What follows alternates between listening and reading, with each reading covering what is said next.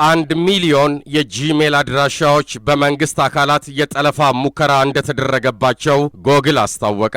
በዓለም ላይ ቁጥራቸው 1 ሚሊዮን የሚደርሱ የጂሜል አድራሻዎች ላይ በመንግስት አካላት አማካኝነት የጠለፋ ሙከራ እንደተደረገባቸው ጎግል አስታውቋል። ኩባንያው እንዳስታወቀው በዓለም ላይ ያሉ የበርካታ መንግስታት የደህንነት ቢሮዎች መረጃን ለማሰባሰብ ሲሉ የተለያዩ ተግባራት ይከውናሉ። ከእነዚህ ተግባራት ውስጥም የኢሜል አድራሻዎችን መጥለፍ ዋነኛው ነው ያለው ጎግል ባደረኩት የማጣራት ስራ በርካታ ጠለፋዎች ከመንግስት አካላት ሽፋን እንደሚደረግላቸው አረጋግጫለሁ ነው ያለው። ኩባንያው ባሳለፍነው ቅዳሜ እንዳስታወቀው በአዲሱ የደህንነት ማሳወቂያ ማን የኢሜል አድራሻችንን ለመጥለፍ እንደሞከረና ጠላፊዎቹ በመንግስት የሚደገፉ መሆናቸውንም አሳውቃለሁ ብሏል። እንዲሁም የጂሜል ተጠቃሚዎች በተሻለ መልኩ ራሳቸውን ከጠላፊዎች እንዲከላከሉ ለማስቻል ተጨማሪ የማስጠንቀቂያ ግብዓቶችን እንደሚጨምርም አስታውቋል። እስካሁንም ቁጥራቸው 1 ሚሊዮን የሚደርስ የጂሜል አድራሻዎች ላይ በመንግስት አካላት የተቀነባበረ የጠለፋ ሙከራ መደረጉንም አረጋግጫለሁ ሲል ጎግል አስታውቋል። ኩባንያው በብሎግ ፖስቱ ላይ እንዳስታወቀው እንደ አውሮፓውያኑ አቆጣጠር ከ2012